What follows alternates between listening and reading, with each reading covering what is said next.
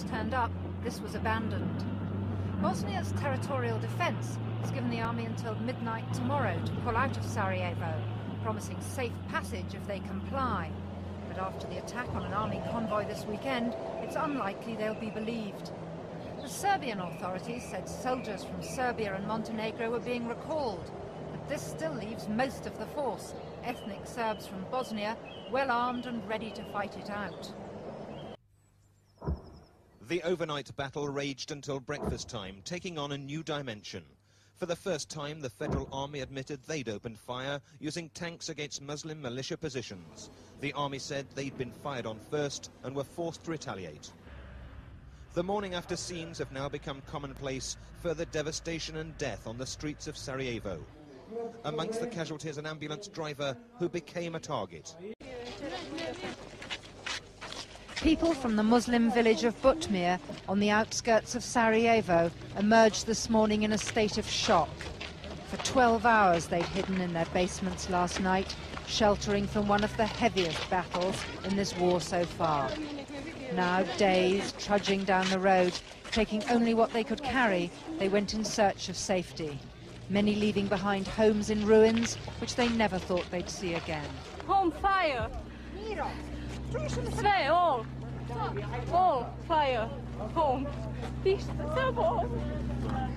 These villages were particularly badly hit when the Serb-dominated Federal Army intervened in last night's battle.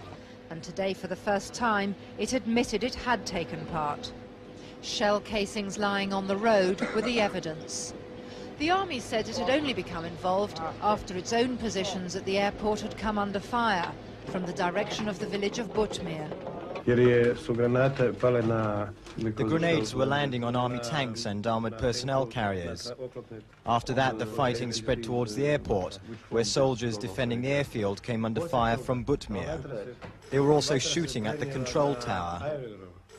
It's impossible to verify exactly what happened, but whether or not this is true, the fact that the Federal Army did get involved constitutes a serious escalation in the war. And for the European community negotiators, who, somewhat ironically, called on the army barracks to deliver a copy of yesterday's ceasefire agreement this morning, this is a bitter blow.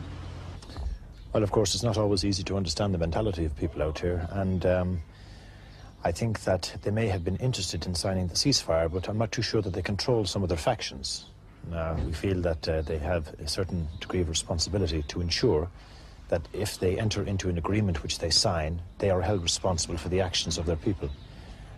If they cannot comply with it, then it may be an indication that these leaders no longer represent their own people. As in the war in Croatia, everyone here is regarded as a target. A paramedic travelling in this ambulance was shot dead this morning on his way to evacuate the wounded. We have 10 damaged vehicles. They're shooting at our ambulances, even though they're marked with the Red Cross. Everyone knows what we're doing. They know we will help anyone, regardless of who they are. Hospitals are now protected by gunmen. Here at Sarajevo's largest hospital, they are Muslims from the territorial defence. Everyone entering is checked to make sure they're not bringing in guns.